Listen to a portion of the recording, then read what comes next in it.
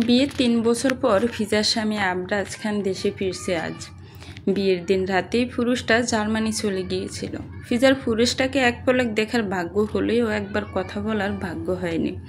তাদের বিয়েটা পারিবারিকভাবে হয়েছিল। ফিজার মা আবরাজের বাবার কোম্পানিতে জব করতেন। সেখানে থেকে তাদের পরিচয় আবরাজের বাবার সাথে। ফিজাকে তিনি খুব ভালো করে চিনতেন। আর তিনি প্রথম নিজের বড় ছেলে আবরাজ খানের জন্য ফিজার মাকে বিয়ের প্রস্তাব দিয়েছিলেন।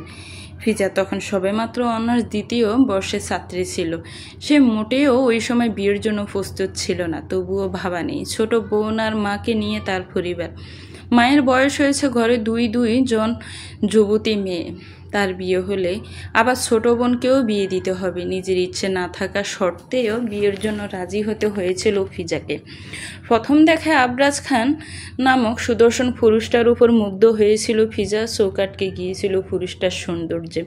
পুরুষটার গায়ে ছিল সাদা রঙের শার্টের উপরে কালো রঙের ব্লেজার, হাতে দামি একটা কালো ফিতার গড়ি, পায়ে কালো চুলগুলো সিল্কি, কপালে শুয়েছিল। মুখে একটা ধাড়ির ভালাই নিয়ে একদম ক্লিন শেভ করা পুরুষটার অদর গোলাপি রঙের। যেদিন তাদের প্রথম দেখা হলো সেদিন সন্ধ্যায় ঘরোয়াভাবে বিয়ে হয়েছিল, কিন্তু কবুল বলে আবরাজ ফিরাজের বাড়ি থেকে ছেড়েছিল। তারপর আর পুরুষটাকে চোখের দেখা সে দেখতে পায়নি। এরপর ফিজা খান বাড়িতে এসেছিল মিলন খানের সাথে। সেই থেকে সে আবরাজের রুমে থাকছে। এখানে থেকে সে ভার্সিটি করতে গ্র্যাজুয়েশন কমপ্লিট করেছে, যদিও ফিজা এখন মাস্টার্স করছে। ফিজা রুমে বসে এসব ভাবছে। কিছুক্ষণ পূর্বে তার ননদি মিষ্টি এসে বলে গিয়েছে আবরাজ আধা ঘন্টার মধ্যে বাড়ি এসে পৌঁছাবে। ফিজা যেন নিচে উপস্থিত থাকে। ফিজার শরীর তখন থেকে কাঁপছে, অস্থির লাগছে। এখানে যাওয়ার কি ঠিক হবে? বিয়ের দিন রাতে যে পুরুষ নিজের স্ত্রীকে ফেলে বিদেশ চলে গিয়েছে, মাঝে একবার খোঁজ নেয়নি, সেই পুরুষটার সামনে ফিজা কীভাবে বেহার মতো গিয়ে দাঁড়াবে? শত ভাবনার পরেও ফিজা উত্তর খুঁজে পায় না। এর মধ্যে নিজের শাশুড়ি সার্ভেন্টকে দিয়ে ডেকে পাঠিয়েছে। ফিজা উঠে দাঁড়ালো, চুলগুলো হাত খোপা করে ওড়না মাথায় দিয়ে কক্ষ হতে বেরিয়ে এলো। সময়টা সন্ধ্যা 6:30। দোতলার একদম কর্নার আবরাজ নামক পুরুষটার রুম। সিঁড়ি পর্যন্ত যেতে বেশ লম্বা করিডোর পাড়ি দিতে হয়। ফিজা গুটি গুটি পায়ে এগিয়ে সিঁড়ির কাছে চলে গেল। সেখান থেকে লিভিং স্পষ্ট দেখা যায়। ফিজা সিঁড়িতে পা রাখার আগেই নজরে পড়ল নিচে মানুষের সমাগম। রোজকার কিছু পরিচিত মুখ ছাড়াও আরও 3টা মুখ অপরিচিত। তবে একটা মুখ 3 বছর আগে একবার দেখার সৌভাগ্য তার হয়েছিল। ফিজার বুকটা কেমন দুক করতে লাগলো, তেমন গলাটায় যেন হঠাৎ কান্নায় এসে দলা পাকিয়ে গেল। সুন্দরী এক রমণী আবরাজের এক বাহু জড়িয়ে ধরে আছে। নিচে যে এটা দেখে কারোর যে ভালো লাগছে না ব্যাপারটা সেটা তাদের মুখের ভাবভঙ্গি দেখে বোঝা যাচ্ছে। ফিজা দ্বিধায় পড়ল, নিচে কি যাবে সে? আর এই মেয়েটাকে এমন করে আবরাজকে হাত জড়িয়ে আছে। ফিজার বুকে সূক্ষ্ম এক ব্যথা হতে লাগলো। যতই হোক পুরুষটা তার স্বামী, 3 কবুল পড়ে একটা পবিত্র বন্ধনে আবদ্ধ হয়েছে। সেক্ষেত্রে নিজের স্বামীর পাশে অন্য নারী, এটা কোনো স্ত্রী দেখে নিজেকে ভেতর থেকে স্বাভাবিক রাখতে পারছে না। এর মধ্যে আবরাজের বাবা মিলন খান এদিকে তাকিয়ে ফিজাকে ডাকলো। ফিজা চমকালো, সবার দৃষ্টি তখন ফিজার উপর। ফিজা অপ্রস্তুত হলো, এদিক ওদিক তাকিয়ে দ্রুত পায়ে নিচে নামলো। মিলন খান এগিয়ে এলো, ফিজাকে এক হাতে নিজের সাথে আলতো করে জড়িয়ে ধরে মেয়েটার সামনে গিয়ে দাঁড়িয়ে মুচকি হেসে তিনি বলে উঠল, আমার বড় ছেলের স্ত্রী ফিজা সিদ্দিকী পুষ্প। ফিজা তাকালো না মাথা তুলে, তবুও অনুমান করতে পারছে সামনে দাঁড়ানো সুন্দরী রমণী সহ 2 জন পুরুষই তার দিকে তাকিয়ে আছে। ফিজা খান পুষ্প, নট সিদ্দিকী। ফিজা চমকালো, রাশবাড়ি কণ্ঠে এরূপ কথার তরিত মাথা তুলে সামনে তাকালো। গম্ভীর পুরুষটা শান্ত, তার মধ্যে কোনো পরিবর্তন নেই। সে আগে যেমন ফিজার দিকে তাকিয়েছিল তেমন তাকিয়ে আছে ফিজার দিকে। ফিজার বুকের ভেতর জ্বলতে থাকা অনলটা যেন মুহূর্তেই নিভে গেল। হৃৎপিণ্ড তার দ্রুত উঠানামা করলেও বুকের ভেতর প্রশান্তি এলো। কিছু না বলে রান্নাঘরের দিকে চলে গেল। পেছন থেকে কয়েক জোড়া চোখ সেদিকে তাকিয়ে রইল। এর মধ্যে একজন অবাক চোখে শুধু ফিজাকে দেখে গেল। বিশ্বাস হচ্ছে না এই সেই রমণী যে তার ভাইয়ের বিয়ে করে ফেলে যাওয়া বউ। বুকের ভেতর মুসুর দিল। তার বিশ্বাস করতে কষ্ট হচ্ছে, যাকে সে ভালোবেসে 5 বছর আগে দেশ ছাড়ালো, সেই রমণী তার বড় ভাইয়ের স্ত্রী এবং তার একমাত্র ভাবি। সেই যে ফিজার রান্নাঘরে ঢুকেছে, এরপর আর মেয়েটা বেরোনোর নাম নেই। ইলা বেগম অনেক বলে কয়ে রুমে পাঠাতে পারল না। খাবার খেতে বসেছে সবাই। ফিজা তখন রান্নাঘরে একজন সার্ভেন্টের সাথে কথা বলে জানতে পারল সুন্দরী রমণী আবরাজের ফ্রেন্ড, নাম তার তৃণা, বাংলাদেশ ঘুরতে এসেছে, চলে যাবে আবার। কিন্তু মেয়েটার ব্যবহার দেখে ফিজার বেশ সন্দেহ হলো। এদিকে ইলা বেগম ফিজাকে ডাকতে ডাকতে রান্নাঘরে চলে এলো। এসেই বলে উঠল, পুষ্প খেতে আয় মা। ফিজার ফেটে মুচড় দিল। সে কিছুতেই ওই পুরুষটার সাথে বসে একই টেবিলে খাবার খেতে পারবে না, গলা দিয়ে খাবার নামবে না। ফিজা কোনো রকম নিজেকে সামলে জবাব দিল, আম্মু আমি পরে খেয়ে নেব, তোমরা খাও। ইলা বেগম মানলেন না, অনেক জোরাজুরি করতে লাগলো।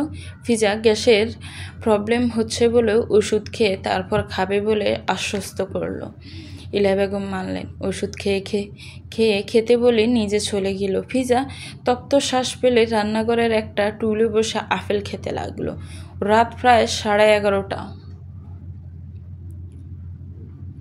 সবাই যে যার মতো খাবার খেয়ে আড্ডা দিয়ে ঘরে চলে গিয়েছে। বাড়ির কাজের লোকেরাও ঘুমাতে চলে যাবে। ফিজাকে খাবার দিয়ে যেতে বললেও ফিজা নিষেধ করলো। নিজে খাবার নিয়ে খেয়ে নিবে বলে জানালো। রান্নাঘর ফাঁকা হতে অনেকক্ষণ বসে রইল ফিজা। এরপর প্লেটে খাবার নিয়ে ডাইনিং টেবিলে গেল। ডাইনিংয়ে লাইট অফ। রান্নাঘর থেকে লাইটের আলো এসে খাবার টেবিলে অল্প আলোকিত করে রেখেছে। ফিজা 2 লোকমা ভাত মুখে দেওয়ার পরই নিজের উপর লম্বা ছায়া পড়েছে বুঝতে সক্ষম হলো। হাত থেমে গেল, চোখ জোড়া ভীতু হলো।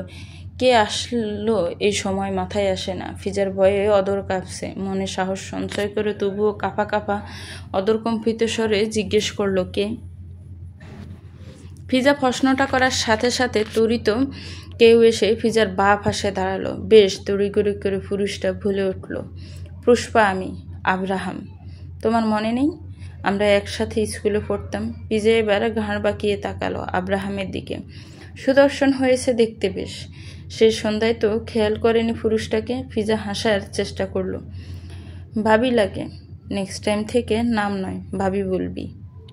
ফিজা নিজেকে দাতস্থ করে প্রত্যুত্তরে কিছু বলার আগে পেছন থেকে খুব পরিচিত আবার অপরিচিত একটা রাশভারী কণ্ঠস্বর শুনে থেমে গেল। আচমকাই চোখ জোড়া তুলনামূলকভাবে বড় আকৃতি ধারণ করলো। কণ্ঠে পুরুষটার স্পষ্ট অধিকারবোধ। ফিজা বা খাড়া, তবে অস্ফুট স্বরে মুখ দিয়ে বেরিয়ে এলো, আবরাজ।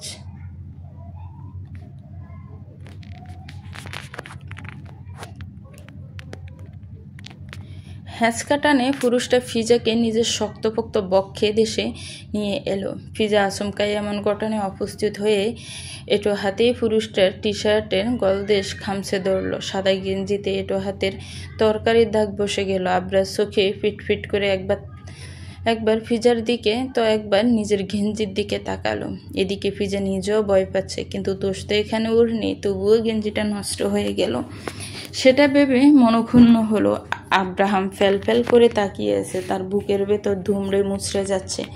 কেউ যেন এইমাত্র শান দেওয়া ধারালো অস্ত্র দিয়ে খুঁচিয়ে হৃৎপিণ্ডটা ক্ষত বিক্ষত করছে। আব্রাহাম যত দ্রুত স্থান ত্যাগ করলো।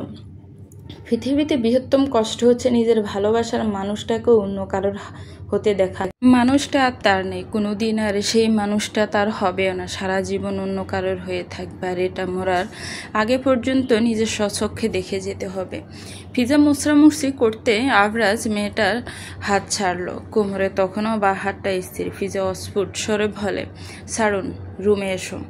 আবরাজ গম্ভীর স্বরে বলল। ফিজা টেবিলে এটো থালাগুলোর দিকে তাকিয়ে মিনমিন করে বলে, আপনি যান। আবরাজ বুঝতে পারে এটো ফ্লেটে ধুয়ে তবেই মেয়েটা রুমে যাবে। আবরাজ আচমকাই ফিজার কোমরে রাখা হাতটা তুলে মেয়েটার কবজি চেপে ধরল। এরপর হাঁটা ধরল রুমের দিকে। ফিজা বিরক্ত হলো এবার। এসছে পর থেকে পুরুষটা নিজের মর্জি অনুযায়ী যা খুশি বলে যাচ্ছে, করে যাচ্ছে। এখন আবার জোর জবরদস্তি করে টেনে কোথায় নিয়ে যাচ্ছে। হাত ছাড়ুন, আমি যাচ্ছি। ফিজা বলল। আবরাজ মেয়েটার দিকে তাকায় না। সামনে একের পর এক সিঁড়ি ডিঙ্গিয়ে উপরে উঠতে উঠতে অদ্ভুত স্বরে জানায়, তোমার হাত বেশ সফট, সুগন্ধি ফুল। ফিজা চমকালো, থতমত খেলো। কি বলে পুরুষটা? এসব কেমন কথাবার্তা? মেয়ে মানুষের হাত নরম হবে না তো কি পাথর হবে? এটা স্বাভাবিক একটা ব্যাপার, এভাবে বলার কি আছে? মতিগতি ভালো দেখাচ্ছে না। ফিজা বুঝতে পারছে পুরুষটার কথাবার্তা লাগামহীন, এটা সে সন্ধ্যায় অনুধাবন করতে সক্ষম হয়েছে। তাই অযথা কথা না বাড়িয়ে চুপ করে রইল। আবরাজ সোজা রুমে এসে ফিজাকে ছাড়লো, দরজা বন্ধ করে। এরপর মেয়েটার সামনে এসে দাঁড়ালো। ফিজা 2 কদম পিছিয়ে গেল। আবরাজ 1 কদম এগিয়ে দূরত্ব গুছিয়ে দিল। একবার টি শার্ট এর দাগটার দিকে তাকিয়ে ফিজার দিকে তাকালো। এরপর গম্ভীর স্বরে আদেশ করলো, গেঞ্জি খুলে দাও। আচমকায় যেন বজ্রপাত হলো কক্ষে। ফিজার চোখ জোড়া বিস্ময়ে বেশ বড় বড় আকৃতি ধারণ করলো। অপ্রস্তুত হয়ে এলোমেলো দৃষ্টি ঘুরালো। সে ভাবলো হয়তো ভুল শুনেছে সে, কিন্তু না। পুরুষটা তাকে ভুল প্রমাণ করে দিয়ে আবার বলে, গেঞ্জি তুমি ধুয়ে দিবে, নষ্ট তুমি করেছো। ফিজা ভ্রু কুঁচকে নিল। সে কি ইচ্ছে করে নষ্ট করেছে নাকি নষ্ট করার ইচ্ছে ছিল তার? কোনোটাই না। তাহলে তার কি দোষ এখানে? তিনি নিজেই তো এমনভাবে টেনে ধরেছিল যে ফিজা ব্যালেন্স ঠিক রাখতে না পেরে ধরতে বাধ্য হয়েছিল। এখন এখানে দোষ যদি কারোর হয়ে থাকে তাহলে সেটা এর সামনে দাঁড়ানো আবরাজ খান নামক পুরুষটার। ফিজা মনে মনে এসব বললেও মুখে সাবলীলভাবে বলল, দেখুন এখানে দোষটা বেশি আপনার, আমার এতে কোনো দোষ নেই। অযথা আমাকে ব্লেম দেওয়ার কিছু নেই। আমি তবুও আপনার গেঞ্জিটা ধুয়ে দিব, আপনি খুলে দিন। অফকোর্স, দেখা দেখি হবে সুগন্ধি ফুল। আবরাজ পুরো কথা শেষ করার আগে ফিজা উল্টো ঘুরে দাঁড়িয়ে গেল। কি সব কথা বলে পুরুষটা? দেখা দেখি হবে মানে? অস্বস্তি নাকি? লজ্জায় ফিজার কানগুলো দিয়ে যেন ধোয়া বেরোচ্ছে। পেছনে দাঁড়ানো পুরুষটা বিরক্ত হলো। তার কথা না শুনে মেয়েটা ঘুরে গেল কেন? ইগনোর করলো তাকে। ফিজা ঘুরে দাঁড়ানো অবস্থায় আবার বলে, আপনি গেঞ্জি খুলে দিন, আমি ওয়াশরুমে আছি। 1 সেকেন্ড অপেক্ষা না করে দ্রুত ওয়াশরুমে চলে গেল ফিজা। আবরাজ 1 মিনিট সময়ের মতো দাঁড়িয়ে কিছু ভাবলো। এরপর বাঁকা হেসে নিজেও ওয়াশরুমে এলো। ফিজা মাত্র বেসিনে হাত ধুয়ে ফিরেছিল, তার মধ্যে আবার ধাক্কা খেলো পেছনের খাম্বার ন্যায় দাঁড়িয়ে থাকা আবরাজ খানের সাথে। ফিজা নাকে ব্যথা পেয়ে ব্যথাতুর শব্দ করে। আবরাজ মেয়েটার হাত টেনে ধরে নিজের ঘায়ে রাখলো। গম্ভীর স্বরে আদেশ করে, তুমি খুলে তুমি ধুয়ে দিবে, কুইক। ফিজার রাগে মাথায় আগুন জ্বলছে যেন, তবুও কথা বাড়িয়ে পুরুষটার সাথে ঝামেলা করতে চাইছে না সে। তাই চুপচাপ গেঞ্জি খুলতে ব্যস্ত হলো। কিন্তু বলিষ্ঠ পেটানো শরীর, তার উপর লম্বা আবরাজ প্রায় 6 ফিট হবে, তার মধ্যে ফিজা হচ্ছে 5 ফিট 2। এমতর অবস্থায় সে কি করে এমন পুরুষটার শরীর থেকে মাথার উপর দিয়ে গেঞ্জি খুলে দিবে? শেষমেশ না পেরে হাল ছেড়ে দিয়ে দূরে সরে আসার জন্য উদ্যত হতেই আবরাজ মেয়েটার কোমরে 2 হাত রাখলো। আচমকাই উঁচু করে ধরে নিল। ফিজার অবস্থা বেহাল। এমনিতেই পুরুষটার এত কাছাকাছি ছিল এত সময়, এখন আবার একদম শরীরে স্পর্শ করে আছে। এতটা সংস্পর্শে এসে ফিজার শরীর মৃদু কম্পন অনুভব করে। আবরাজ গম্ভীর স্বরে তাগাদা দিয়ে বলল, ফার্স্ট হাত চালাও। এত সময় লাগায় এসে গেঞ্জি আটকে ছিল। ফিজা জোরে টানতে সেটা গলা থেকে খুলে এলো। আবরাজ তৎক্ষণাৎ মেয়েটার কোমর ছাড়ল। নিচে দাঁড়িয়ে ফিজার শরীর কাঁপতে লাগলো। সে মোটেও দুর্বল নয়, কিন্তু আবরাজ খান কাছাকাছি এলে শরীরটা অবশ্যই আসে। ফিজার দৃষ্টি এত সময় নিচু করে রাখলেও বুঝতে পারছে আবরাজের উন্মুক্ত লোম সব ফিট ধবধবে ফর্সা। ফিজা নিজের হাতের দিকে তাকালো। পুরুষটা তার থেকে অনেক বেশি ফর্সা। আবরাজ ওয়াশরুম থেকে বেরিয়ে যেতে যেতে ভুলে গেল দাগ যেন বসে না থাকে। ফিজা পুরুষটার ধবধবে সাদা পিঠটার দিকে তাকিয়ে রইল। অদ্ভুত কোনো কারণে পুরুষটার সৌন্দর্য তাকে বারবার পুরুষটার দিকে তাকাতে বাধ্য করছে। ফিজা মাথা নাড়ে দুদিক, কি হচ্ছে এসব? সে কোনো পুরুষটাকে ইগনোর করছে না। 3 বছর আগে চলেই তো গিয়েছে, এখন তাকে শক্ত হতে হবে। ফিজা চটপট গেঞ্জি ধুতে লাগলো। ফিজা ভীষণ কঠিন দাসের মানুষ। যে কোনো কঠিন পরিস্থিতিতে সে নিজেকে সামলে নিতে পারে। যখন সে ক্লাস 10-এ পড়ে তখন তার বাবা মারা গিয়েছে। ফিজার মা মহিতা বেগম স্বামীকে হারিয়ে অনেকটা ভেঙে পড়েছিল। তখন সে নিজের ছোট বোন আর মাকে সামলেছে। সংসার সব দিকে নজর রাখার চেষ্টা করেছে। যদিও টাকা তার মা ইনকাম করত, তবে ফিজা সবার খেয়াল আর সংসারটা ঠিকই সামলেছে। এরপর বিয়ে হলো। বিয়ের দিন স্বামী বিদেশ চলে গেল। তখনও চারদিক থেকে মানুষের কর্তৃত্বে সবার আর চোখে তাকানোর সবটা সময় সে নিজেকে শক্ত রেখেছে, অথচ যেই মানুষটার জন্য এত কিছু হলে এখন সে সেই মানুষটাকে এড়িয়ে চলতে পারছে না। বিষয়টা তার নিজের কাছেই লজ্জার। নিজেই নিজেকে এটার জন্য ধিক্কার জানালো। ফিজা প্রায় আধা ঘন্টা সময় নিয়ে গেঞ্জি পরিষ্কার করলো, অথচ দাগ সম্পূর্ণ নিশ্চিন্ত করতে পারল না। এতে সে আপসেট। গেঞ্জি বিনে রেখে সে ওয়াশরুম থেকে বেরিয়ে এলো। আবরাজ তখন বিছানায় শোয়া। ফিজায় এটা দেখা মাত্র মস্তিষ্ক সজাগ হলো সে কোথায় ঘুমাবে। আবরাজ কি বুঝলো মেয়েটার মনে দ্বিধাদ্বন্দ্ব? হয়তো, নয়তো কেন শোয়া ছেড়ে উঠে এলো। আবরাজ এসে ফিজার ঠিক বরাবর দাঁড়িয়ে আচমকায় ঝুঁকে গেল।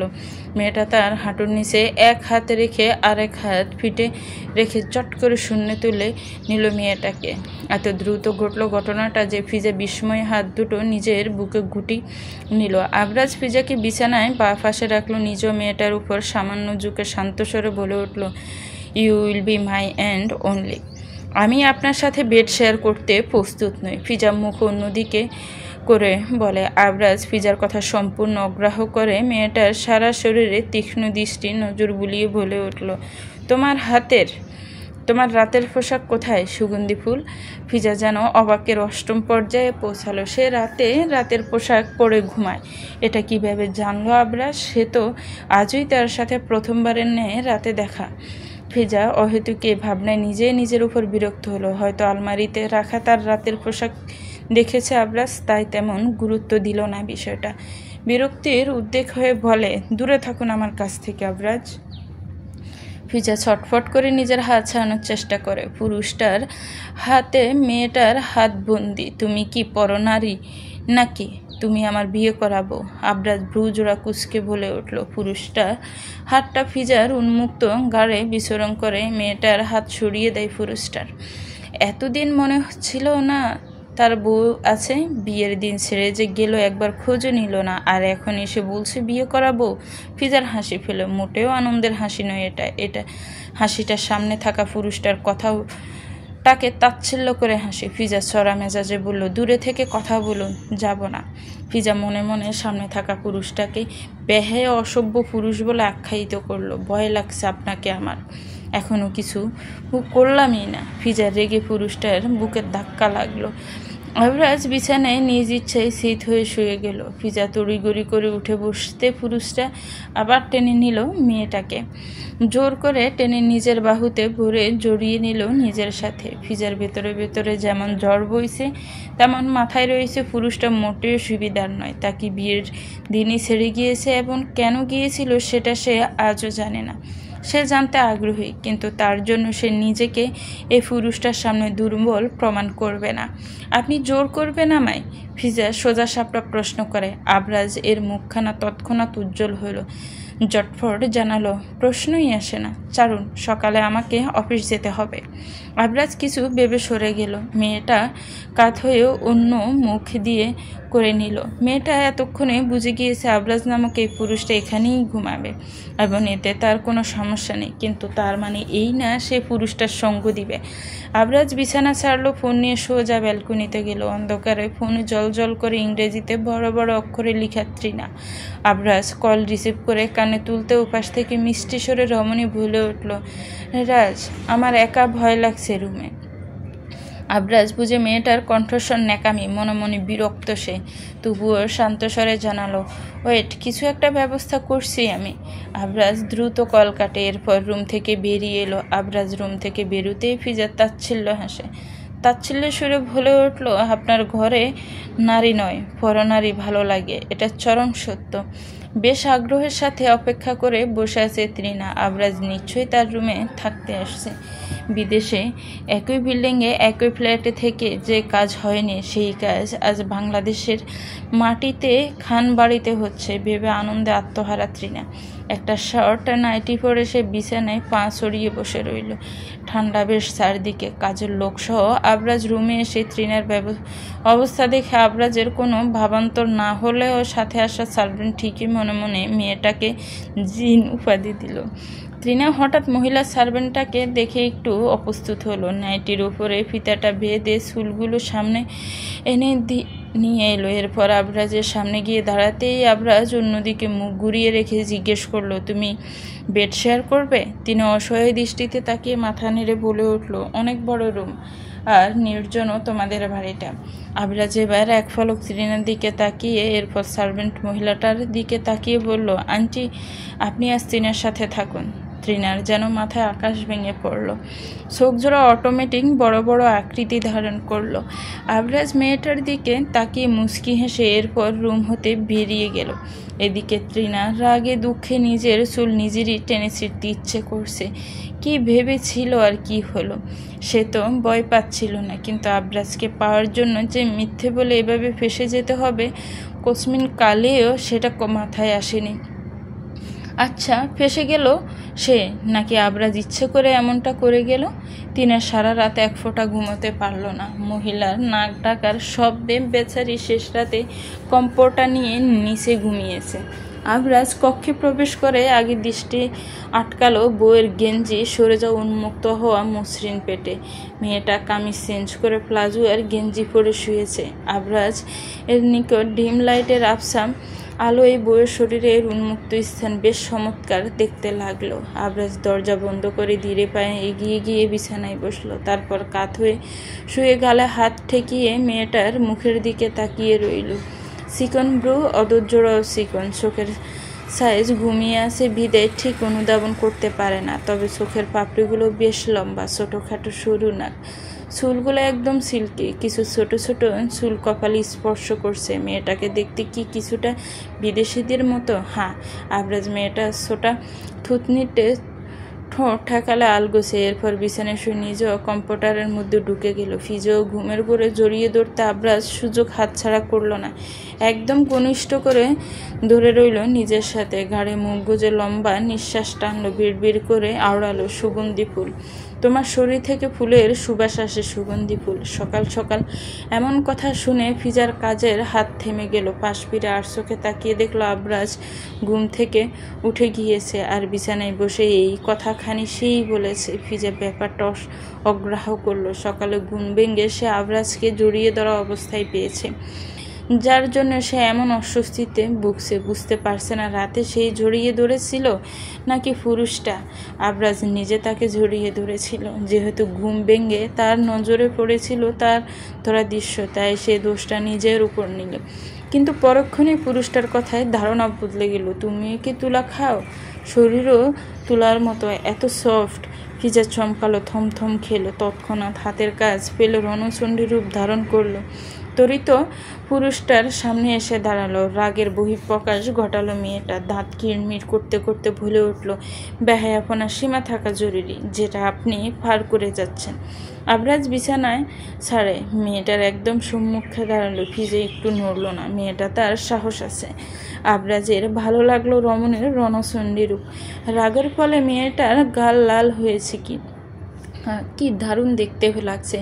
আবরাজ মুচকি হাসলো। পরপরই মুখখানা বেশ সিরিয়াস করে নিল। গম্ভীর স্বরে বলে উঠল, রাতে বউকে জড়িয়ে ধরে ঘুমালে জামাই জামাই ফিল আসে, নয়তো মনে হয় পাশে অন্য বেডি নিয়ে শুয়ে আছি। পাশে একটা টেবিলে নেইল কাটার পড়ে আছে। ফিজা জ্বরের বেগে সেটা হাতে তুলে নিল। চিকন ছুরিটা বের করে আবরাজের কবজিতে থেতে দিল। আবরাজ অবাক তো হয়েছে। সে তখনও তাকিয়েছিল অপলক সামনে দাঁড়ানো রমণীর চোখের দিকে। ব্যথায় চিনচিন করতে থাকা হাতের দিকে তাকালো। খানিকক্ষণ বাদে ধবধবে পরশা চামড়া বেদ করে রক্তে ছুঁয়ে ছুঁয়ে বেশ অনেকটা স্থান লাল হয়েছে। আবরাজ মেয়েটার ঠিক চোখের দিকে তাকালো। ফিজার অদর কাছে, অথচ মেয়েটার চোখে একটু ভয়ের লেশ মাত্র নেই। মায়াবী মুখশ্রী বড্ড কঠিন দেখাচ্ছে। এটা ট্রেলার, পরবর্তীতে সব করার আগে দ্বিতীয়বার ভাববেন। অসভ্য পুরুষ আবরাজ খান। অসভ্য? বাট তোমার সাথে তো এখনো কিছু করিনি। আবরাজ বাঁকা হেসে বলে উঠল। ফিজার দৃষ্টিতে তখনও রাগ জল জল করছে। ঘাড়ে তীব্র থেকে তীব্র ব্যথার চিনচিন করতেই মেয়েটা তার ছটফটানি শুরু হলো। ফিজার ছটফটানি আবরাজ নামক পুরুষটার একটু নিজের কাজে হেরফের হলো না। নিজের জিহ্বায় লবণাক্ত তরল পদার্থের আভাস বুঝতে পেরে ফিজাকে ছাড়ল। ফিজা ব্যথায় চোখ টলমল করে দূরে সরে ঘাড়ে হাত ছোঁয়াতে তাতে তরল কিছু স্পর্শ পেল। হাতটা চোখের সামনে ধরতেই লাল রক্ত চোখে পড়ল। আবরাজ তাকিয়ে তখন মেয়েটার দিকে, পরপরই বলে, এবার ঠিক আছে। ফিজার রাগে দুঃখে শুধু রাগী চোখে তাকিয়ে হনহনিয়ে কক্ষ ত্যাগ করলো। পেছন থেকে আবরাজ ফের আদেশ করল, মাথায় ওড়না পেঁচিয়ে যাও। ফিজার পা থামে, গলায় ঝুলানো ওড়না মাথায় নিয়ে দিয়ে দেয়, নয়তো ঘাড়ে দাগটা যে কারোর নজরে আসবে, তখন দেখা যাবে আরও অস্বস্তিতে পড়তে হবে। আবরাজ আলমারির ওপর থেকে ফার্স্ট এড বক্স নামায়। আগারটা ফিজা বা হাতের কবজিতে করেছে, ডান হাতে ব্যান্ডেজ পেঁচিয়ে আবরাজ ওয়াশরুমে গেল। ফ্রেশ হয়ে গায়ে অফিসের পোশাক জড়ালো, গায়ে পারফিউম দিয়ে তৈরি হওয়া শেষ। হাতে ঘড়ির ফিতা বাঁধতে বাঁধতে রুম থেকে বেরিয়ে এলো। হাটে ফুরুষটা করিডোরে, এর মধ্যে নিচে নাস্তার টেবিলের দিকে তাকিয়ে বাঁকা হেসে বলে উঠল, I'm coming baby, I'm not living you now. Abraz নাস্তার টেবিলে বসার পর থেকে সাব্বির বারবার আর চোখে আবরাজের হাতে শুভ্র ব্যান্ডেজের দিকে তাকাচ্ছে। আবরাজ ফোনের দিকে দৃষ্টি স্থির রেখে সেও বুঝতে পারছে। সাব্বির গলা পরিষ্কার করলো, স্যারের হাতে কিভাবে কাটলো? গতকাল তো ভালো ছিল। চিন্তার বিষয়। চিন্তিত স্বরে জিজ্ঞেস করলো, স্যার আপনার হাতে কি কিছু হয়েছে? সাব্বিরের প্রশ্নের দৃষ্টি সবার আবরাজের হাতের দিকে গেল। আবরাজ ফোন রাখে টেবিলে, আর চোখে একবার ফিজার দিকে তাকিয়ে বাঁকা হাসলো। ফিজা দৃষ্টি সরিয়ে নিল। মেয়েটা ভয় পাচ্ছে অল্প, হতে পারে, নয়তো চোখ মুখ এমন শুকনো কেন লাগছে? আবরাজের মেয়েটার এই রূপটাও ভীষণ ভালো লাগলো। এইভাবে কোনো মেয়ে তাকে টানেনি যেভাবে এই রমণী আজ 3 বছর ধরে টানছে। আবরাজের ভাবনার মাঝে ইলা বেগম অস্থির হয়ে জিজ্ঞেস করলো, কি হলো আব্বা? কীভাবে হলো এটা? আবরাজ মায়ের কথা অগ্রাহ্য করে সাব্বিরের দিকে তাকিয়ে ব্রু কুচকে গম্ভীর স্বরে বলে উঠল, তো তোমার কি মনে হয় আমি শখ করে হাতে ব্যান্ডেজ পেঁচিয়েছি? সাব্বির দুই দিকে ফটাফট মাথা নাড়ে, বলে, না না স্যার, তা কেন হবে? আমি বলতে চাইছি এটা কিভাবে হলো স্যার? আবরাজ হাতির দিকে তাকিয়েও কোনো জবাব দিল না, শুধু বিড়বিড় করলো, সুগন্ধি ফুল, তুমি ভেবো না আমি তোমায় ছেড়ে দেব। For that you will surely receive a greater punishment.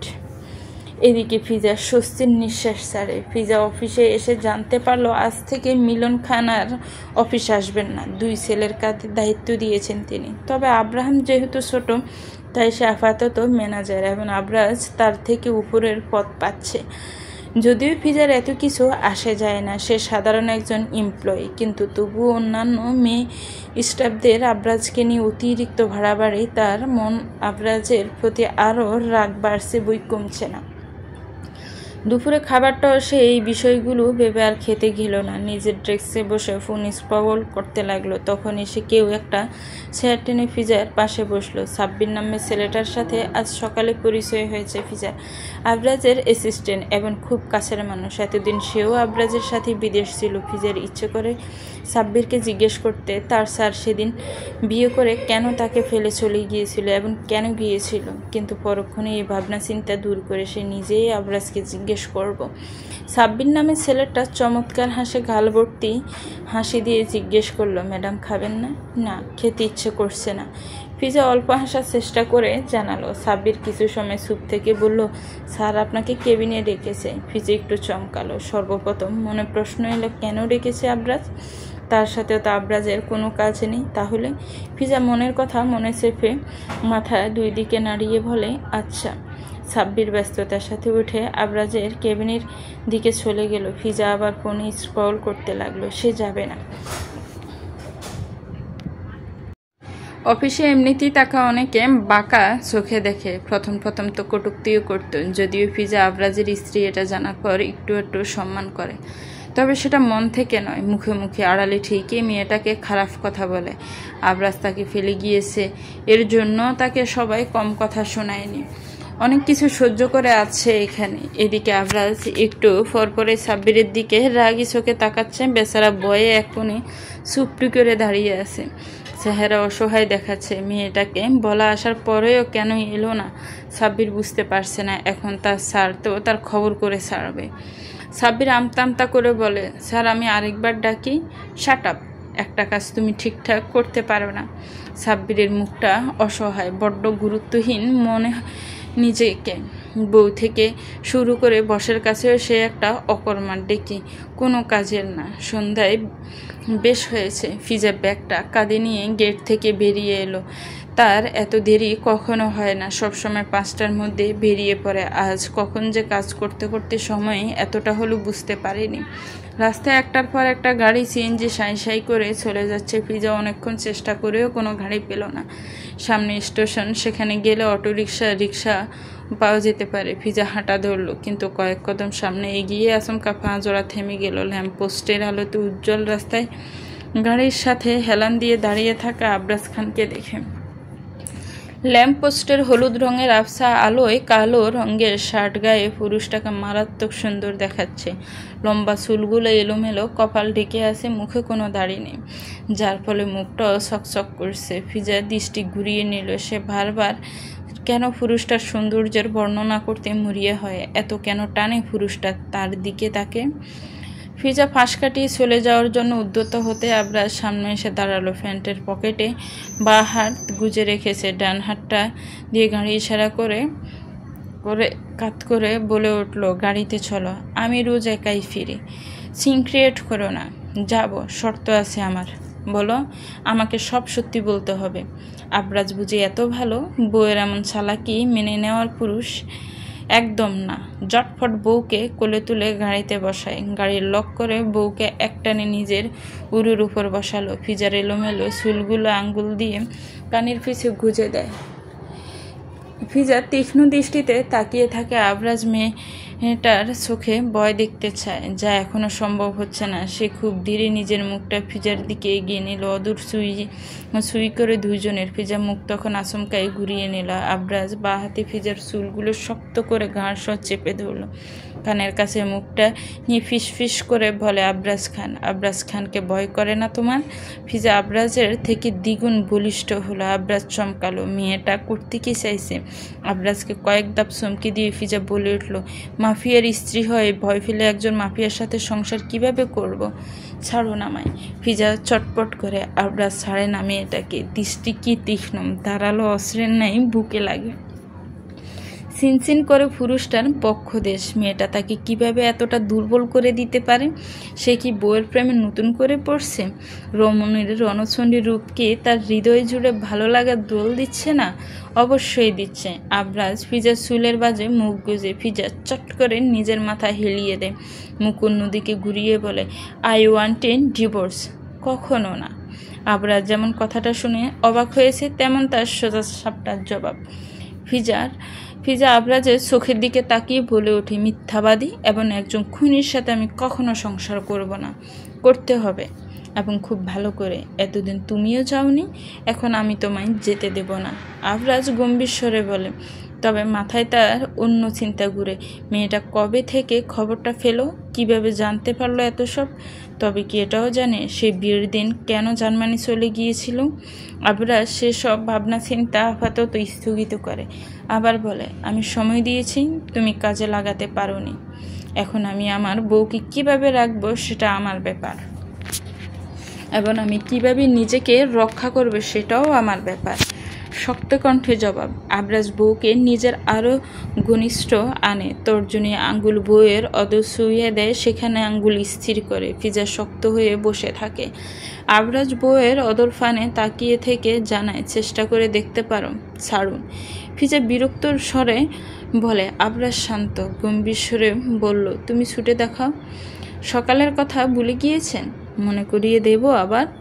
কঠিন তীক্ষ্ণ চাউনি। আবরাজের বক্ষে এই দৃষ্টি এপর ওপর করে হৃদয়ে আঘাত লাগে। মাদকা শক্ত স্বরে বলে ওঠে, উফ, ভুলিনি। তুমি চাইলে আবার আঘাত করতে পারো। পরপরে আবরাজ বাঁকা হাসল। মেয়েটাকে খুব কৌশলে নিজের সাথে জড়িয়ে ধরে ফিসফিস করে বলে, হয় তুমি নিজে ছুটে যাবে, না পারলে আমি এখানে এই মুহূর্তে তোমায় কিস করব, এবং সেটার রেসপন্স করতে হবে তুমি। Deal is done. একজন পুরুষের শক্তির কাছে কি আদৌ কোনো নারী পারবে, যেখানে পুরুষটার ওজন এবং উচ্চতা দুটোই নারীটার থেকে দ্বিগুণ বেশি? ছোটাছুটি মোছরামুছরি কোনোটাই ফিজা কম করলো না। চেষ্টা ত্রুটি রইল না মেয়েটার। আবরাজ মাথায় এলিয়ে দেয় ছিটে।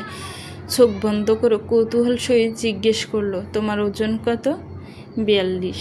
ফিজা ছোটাছুটি বন্ধ করে জবাব দেয়। আবরাজ সেভাবে থেকে বলে, আপাতত এতে হবে, কুলে তুলতে সুবিধা হবে, কিন্তু ওজন বাড়াতে হবে সুগন্ধি ফুল। পরে পুরুষটা সোজা হয়ে বসে। আবরাজ ফিজার দিকে তাকাতেই ফিজা আচমকায় একটা হাত ছুটিয়ে ফিজার নিজের গলার কাছে কুর্তির ফিতাটা তরিত টান দিয়ে খুলে দিল। ফিজা এমন কিছু করবে আবরাজ হয়তো কসমিক কালেও ভাবেনি। বেচারা চোখ জোড়া অটোমেটিক বড় হয়ে গেল। তলদেশ বেশ আকর্ষণীয়, গলার একটা চেন হয়তো স্বর্ণের, আবার একটা তিলও রয়েছে। আবরাজ এবার ডোক গিলে পুরুষটার মনোযোগ বিচ্ছিন্ন হলো। তৎক্ষণাৎ ফিজা আবরাজের থেকে নিজেকে ছাড়িয়ে দিল। সিটে বসে বিশ্বজয় করা হাসি হাসলো রমণী। আবরাজ খানকে হারাতে পারে মন যেন আনন্দে পুলকিত হচ্ছে, তবে সেটা যে বেশিক্ষণ স্থায়ী হবে না সেটা কি এই রমণী জানতো? জানলে কখনো নিজের সর্বনাশ নিজের হাতে করতো না। জিতে গিয়েও যে রমণী হেরে যাবে। আবরাজ মেয়েটাকে এবার নিজের দিকে টানলো না, নিজে এগিয়ে গেল। গাড়ির জানালায় এক হাত রেখে অন্য হাত সিটে রাখলো। সম্পূর্ণ ঝুঁকে মেয়েটার থুতনিতে অদর স্পর্শ করলো। ফিজার ভেতরে এত সময় বিজয়ের ধাউ ধাউ করে জ্বলতে থাকা অনল যেন নিভে গেল। শরীর স্পর্শ করলে শীতল স্রোত। মেয়েটা এই মুহূর্তে একটুর জন্য নিজের অবস্থান এবং অতীত ভুলে যাচ্ছিল। কিন্তু অতীতটা সে কি করে ভুলে যাবে? বাসর রাতে যেখানে প্রতিটা মেয়ে স্বামীর জন্য ঘরে বসে অপেক্ষা করে, কত রকম কল্পনা জল্পনা করে, সেখানে সে লিভিং রুমে বসে কিছু মানুষের কটূক্তি সহ্য করেছে। এই মানুষটা কীভাবে সে এত দ্রুত মেনে নেবে? কেন কোনো শাস্তি ছাড়াই? কখনো না। সে এত দয়ালু না। ফিজা কম যায় কি সে নিজেও আবরাজের নাকের ডগায় দাঁত বসালো। অনাকাঙ্ক্ষিত এই আক্রমণ আবরাজ সামলে উঠতে পারে না, সরে আসে তৎক্ষণাৎ। ফিজা সুচালু দৃষ্টিতে তাকিয়ে দেখে আবরাজ নাকে আঙ্গুল ছুঁয়ে বলে, তোমার সাথে সব রকম এক্সপিরিয়েন্স করে রাখছি, যেন ফাইনাল খেলতে গিয়ে কোনো রকম প্রবলেমে না পড়তে হয়। ফিজা কথাটার ইঙ্গিত বুঝে একটু লজ্জা পায়, কিন্তু প্রকাশ করার মতো মেয়ে তো ফিজা নয়, তাই কোনো রকম এক্সপ্রেশন দিল না, চুপ করে বসে রইল। আবরাজও ড্রাইভিংয়ে মনোযোগ দেয়, তবে সেটাও যেন পাশে বসা রমণীর জন্য ঠিকঠাক করতে অক্ষম সে। তবুও নিজের দক্ষতার জন্য খুব বেশি একটা ঝামেলা হলো না। পাশে বসা সুন্দরী রমণীকে ড্রাইভিং করার ফাঁকে ফাঁকে ঠিকই দেখলো। ফিজাকে গেটের সামনে গাড়ি থেকে নামিয়ে দিয়ে আবরাজ নিজে আজ গাড়ি গ্যারেজে রাখতে গেল। ড্রাইভার নিয়ে তার আজ ছুটি দিয়ে দিয়েছে সে। এখন থেকে সে নিজে ড্রাইভ করে অফিস থেকে ফিরবে। তার মোক্ষম কারণ হচ্ছে বইয়ের আশেপাশে থাকা। এদিকে ফিজা বাড়ির ভেতর প্রবেশ করার আগে দেখা হলো আব্রাহামের সাথে। সেও বাড়ির ভেতর যাচ্ছে। ফিজা আব্রাহামকে দেখে দাঁড়িয়ে গেল, কিন্তু কোনো কথা বলে না। আব্রাহাম নিচ থেকে কথা বলে, তোমার হাজব্যান্ড কোথায়? গাড়ি গ্যারেজে রাখতে গিয়েছে, ফিজা জানায়। আব্রাহাম হঠাৎ কিছু মনে পড়ার মতো করে কপালে তর্জনী আঙ্গুল ঘষতে ঘষতে বলে ওঠো, ও হ্যাঁ, আজ তো ড্রাইভার নেই। আব্রাহাম কিছু বলবে তার আগেই আবরাজ এসে সেখানে উপস্থিত হলো।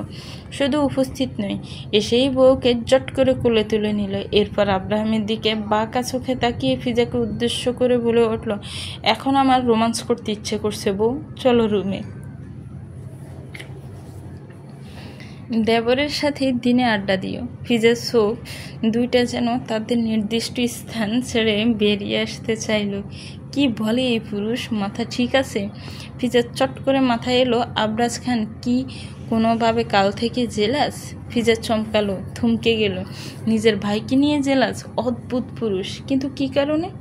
আব্রাহাম পেছন থেকে ফেল করে তাকিয়েছে। সে আবরাজের নাকে বাইট দেখেছে, কিন্তু এটা তো হয় রে। তাহলে তার কেন এটা দেখে কষ্ট হচ্ছে? বড় ভাইয়ের বউয়ের দিকে নজর, মোটেও ভালো চোখে দেখবে না কেউ। তার ভেতরের সত্তাও যেন তাকে কেমন বিদ্রুপ করছে। সে ভালোবাসে এই রমণীকে, কিন্তু এটা এখন শুধুই একতরফা ভালোবাসা, এটার কোনো ভিত্তি নেই। কারণ বর্তমানে রমণী তার বড় ভাইয়ের বউ, সম্পর্কে তার বড় ভাবি লাগে। সেক্ষেত্রে নিজের দৃষ্টি এবং অনুভূতিকে কন্ট্রোল করা উচিত। আবরাজ ততক্ষণে সিঁড়ি কক্ষে পৌঁছে গিয়েছে। আচমকায় নিজেকে শূন্য অনুভব করে ফিজা চোখ বন্ধ করে নিল। পরপরে তুলতুলে নরম বিছানায় নিজের দেহখানা ঠেকেছে বুঝতে পেরে চক্ষু দেয় মিলল। আবরাজ তখন নিজের গলার টাই খুলছে। টাই একটু ঢিলে করে শার্টের বোতামে হাত ছলে পুরুষটার। ফিজা ভ্রুজোড়া কুঁচকে নিল। আবরাজ বউয়ের দিকে ঝুঁকে যেতে ফিজা অন্য পাশে চলে গেল। আবরাজ বিরক্ত হলো, সাথে সাথে তার ফোনটাও বাজে। প্যান্টের পকেট থেকে ফোন বের করতেই নজরে আসে তৃণা। ফিজা উঠে বসলো, নিজের গায়ে রোনা ঠিকঠাক করতে করতে বলে, আপনার বান্ধবী ডাকে, যান বান্ধবী জমে যান। আবরাজ ফিজাকে ডাকো।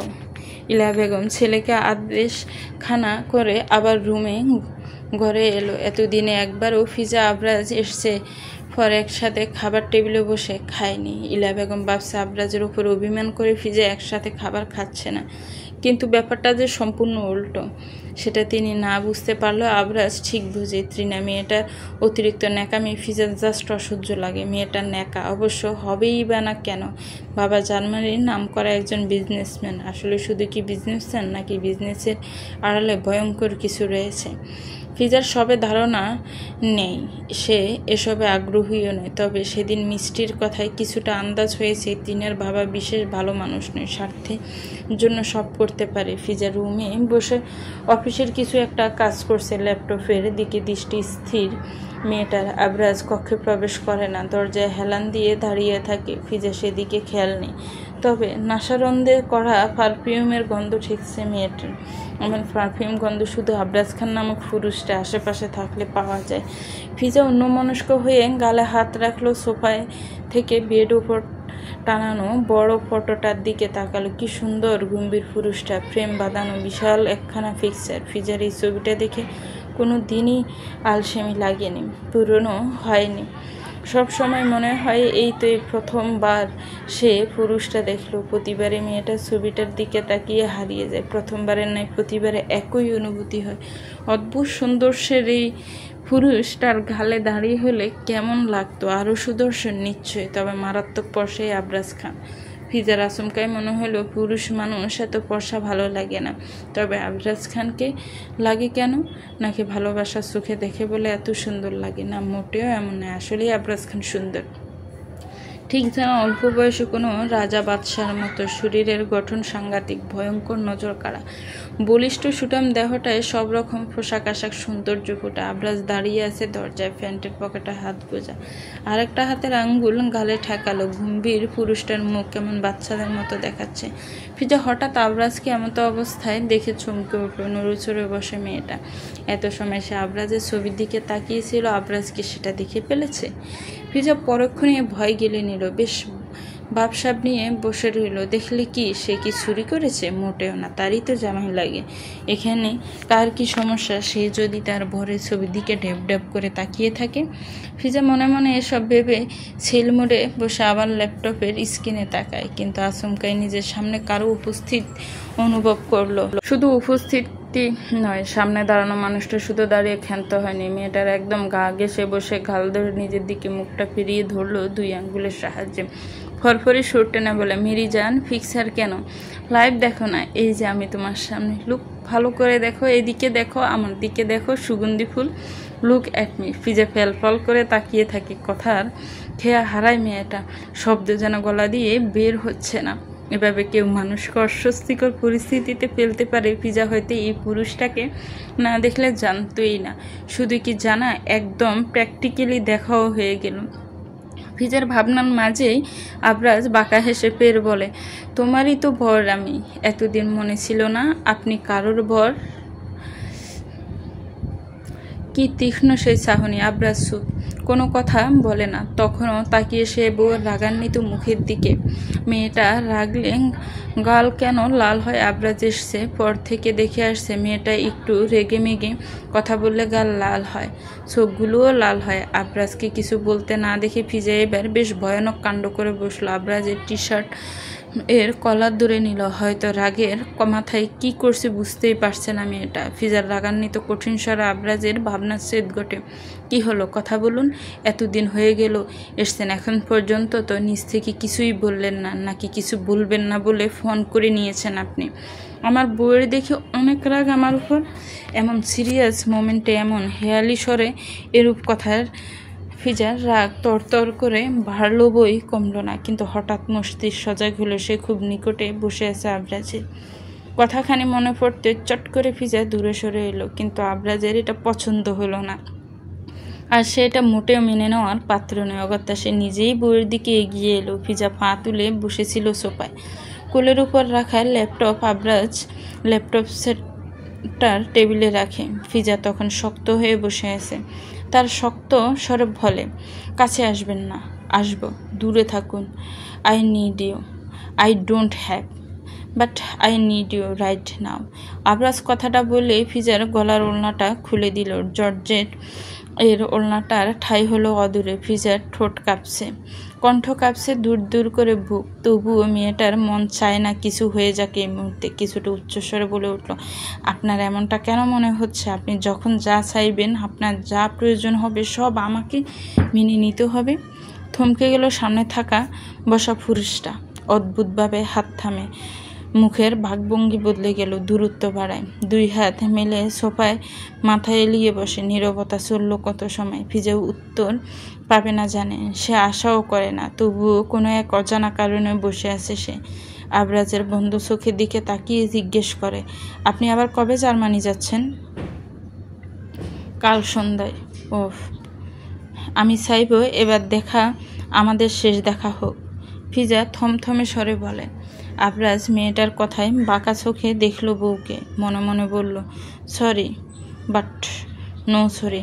আফটার অল টুমোরাও you will me only me. একজন সার্ভেন্ট এসে দরজায় নক করতে ফিজা যথেষ্ট দূরত্ব বজায় রেখে বসল। আবরাজ ফ্লোর থেকে ওড়না কুড়িয়ে বউয়ের গায়ে সুন্দর করে জড়িয়ে দেয়। সার্ভেন্ট এসে জানালো ফিজার মা বোন এসছে। অগত্যা ফিজা দ্রুত কক্ষ ত্যাগ করলো। পেছন পেছন আবরাজও নিচে এলো। মিষ্টির সাথে বসে আছে ফিজার ছোট বোন মেহরিন এবং মোহিতা বেগম আড্ডা দিচ্ছে ইলা বেগমের সাথে। তিনি একটা সিঙ্গেল সোফায় ফোন হাতে বসে। ফিজা নিচে এসে মা বোনকে দেখে স্বাভাবিক আচরণ করতে লাগলো। অতঃপর সেও মা বোন সাথে বসলো। মোহিতা বেগম এবং মেহরিনকে আজ রাতে ডিনার ডেকেছে আবরাজ। যদিও ফিজাদের বাড়িতে তার যাওয়ার কথা ছিল, তবে সময় হাতে নেই বিদায় তাদের ডেকে নিয়েছে। এটা শোনার পর ফিজার একটু ভালো লাগলো, তবে কাল আবরাজ চলে যাবে আবার, সেটা মনে পড়ে মনটা কেমন করছে। কিন্তু কেন করছে? যদি আবার আগের মতো হারিয়ে যায় সেই জন্য কি? কিন্তু সে তো পুরুষটার থেকে দূরত্ব চায়। তবে এটাই বা কবে সম্ভব হবে? আদৌ সম্ভব হবে কোনো দিন? ফিজা জানে না, তবে একটা সুযোগ সে আবরাজ খানকে দিতে চায়। কিন্তু এটার জন্য তো সে কোনো রিজন পাচ্ছে না। পুরুষটা তো তাকে খোলামেলা করে কিছু বলছেও না। সে সবটা না জানে কি করে কোনো দিন ডিসিশন নিতে পারে। দ্বিধাদ্বন্দ্বে ভুগছে ফিজা। হু আর ইউ? আবরাহাম তীক্ষ্ণ দৃষ্টিতে তাকিয়ে প্রশ্ন করে। সামনে বিতু মেয়েটা আড়ষ্ট হয়ে নিজের ওড়নার কোনা খামছে ধরল। এত রাতে এভাবে কারোর সামনে পড়বে মেহরিন হয়তো কল্পনাও করেনি। তাই অস্বস্তিটা একটু বেশি।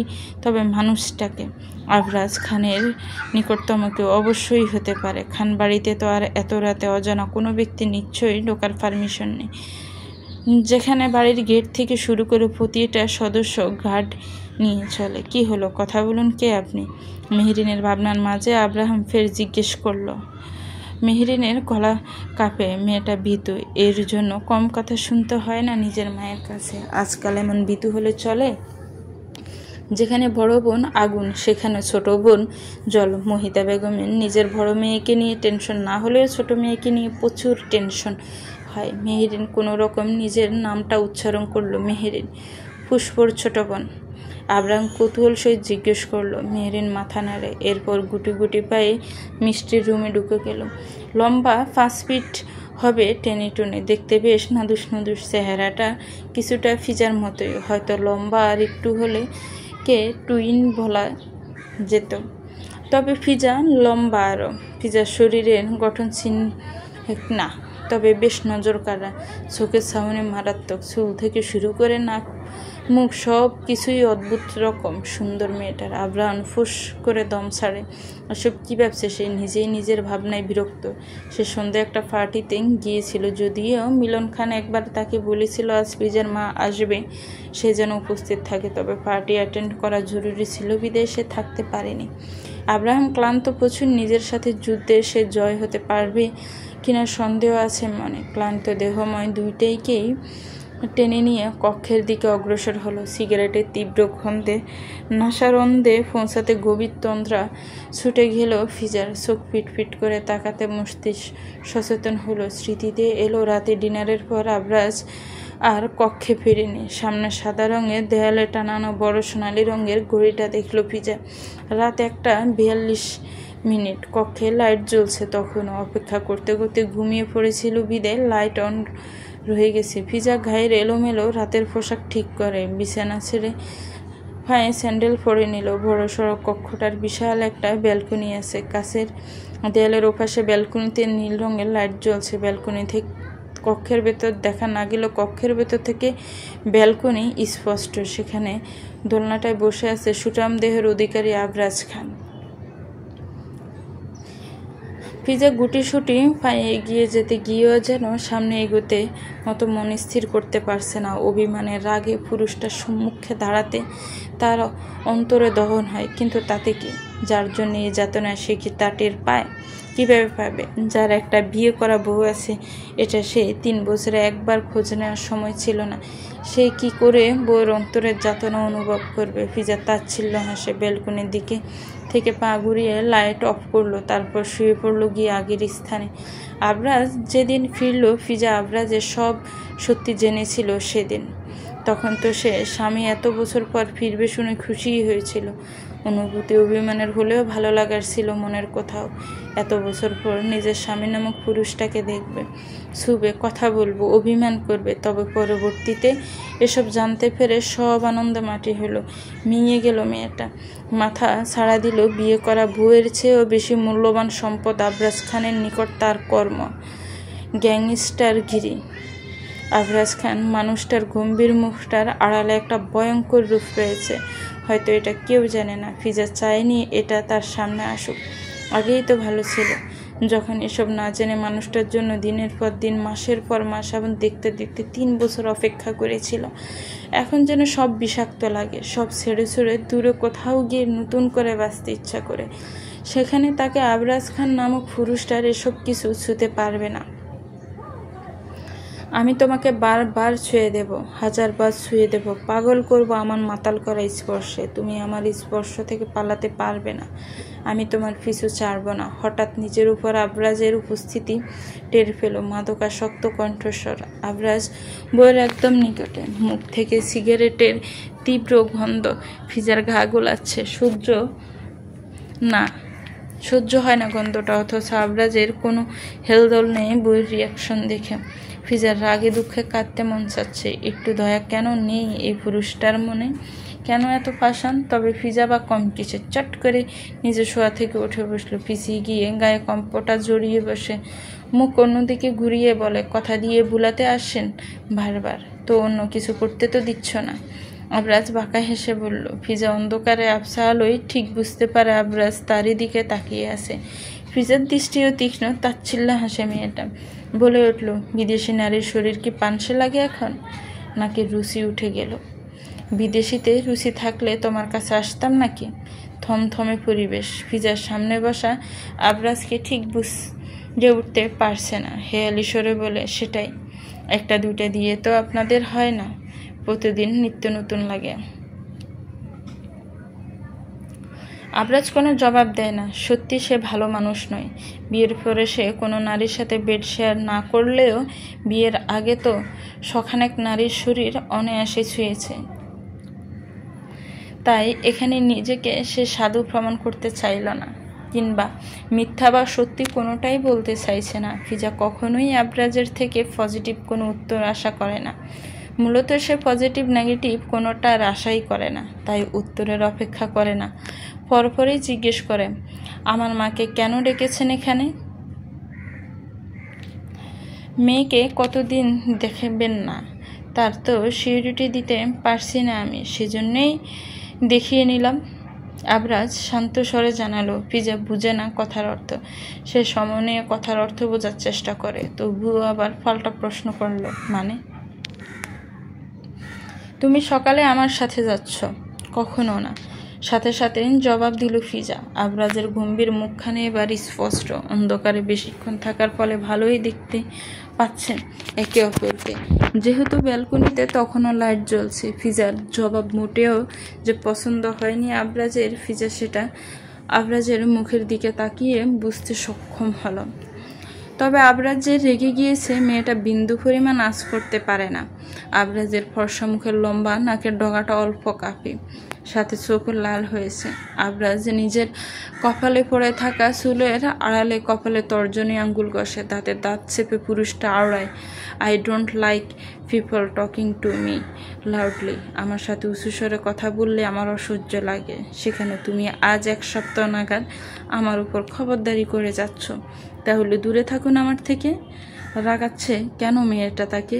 সে কি বুঝতে পারছে না এটার জন্য তার ভয়ঙ্কর শাস্তি বরাদ্দ হতে পারে? আবরাজ রাগ নিয়ন্ত্রণের প্রয়াস চালায়, নিজের সিগারেটে ফোড়া কালচে অদর কামড় ধরে রাখে দাঁত দ্বারা। রাগ কমাতে সক্ষম নয় সে, তবে এটার জন্য নিজেই নিজেকে ক্ষতবিক্ষত করতে হয়। ফিজা দাঁতের ঘর্ষণের শব্দ অনুমান করলো আবরাজ দাঁত কিনমির করছে। ফরফরি পুরুষটার রাশবাড়ি কণ্ঠ স্বরে বাসে, নট পসিবল। যে কোনো পরিস্থিতিতে নিজেকে আগলে রাখতে হয়, শক্ত রাখতে হয়, অক্ষত রাখতে হয় নিজেকে। আর যে পরিস্থিতি সামলাতে নিজেকে ক্ষতবিক্ষত করে তার মতো বোকা পৃথিবীতে তৃতীয়টা নেই। ফিজার কথা শেষ হওয়ার সঙ্গে সঙ্গে আবরাজ মেয়েটাকে একটানে নিজের বক্ষদেশে নিয়ে এলো। শুধুই মুখ আর শরীরের অর্ধেক অংশ এসছে, চুল এলোমেলো হয়ে মুখ সম্পূর্ণ ঢেকে গিয়েছে। আবরাজ ফিজার এলোমেলো চুল হাতের সাহায্যে মুখ থেকে সরিয়ে দেয়, এরপর ঠোঁটের কোণে আঙ্গুল চেপে ধরে ফিজার দিকে তাকিয়ে বলে উঠল, তাহলে তোমাকে ক্ষতবিক্ষত করে দেই। থুতনিতে চিনচিন ব্যথার প্রকোপ বাড়ল, ছটফট করে ফিজা। আবরাজ দাঁত চেপে আছে সেখানে, এমন স্থানে আঘাত, এর চেয়ে ব্যথাটা গভীর হয়ে কলিজায় লাগে। ফিজা আবরাজের কাঁধে নখ দিয়ে আঁচড় কাটতে আবরাজ ফিজাকে ছাড়লো। মেয়েটার নখ এত বড়, কাঁধ জ্বলে এমন নয় সে আঘাত সহ্য করতে পারে না। শরীরে এমন অনেক অঙ্গ যেখানে বেশ বড় বড় আঘাতপ্রাপ্ত, সেই তুলনায় এটা নিতান্তই তুচ্ছ। তবুও এটার গভীরতা অনেক মনে হচ্ছে আবরাজের নিকট। ফিজা থুতনিতে হাত দিয়ে চেক করলো, রক্ত আসেনি, তবে ব্যথা হচ্ছে। আবরাজ নিজের কাঁধে তরল পদার্থ অনুভব করে, আঙ্গুল ছিটছিটে লাগে, রক্ত এসেছে। ফিজা সেদিকে বাঁকা দৃষ্টিতে তাকিয়ে শান্ত স্বরে বলে ওঠে,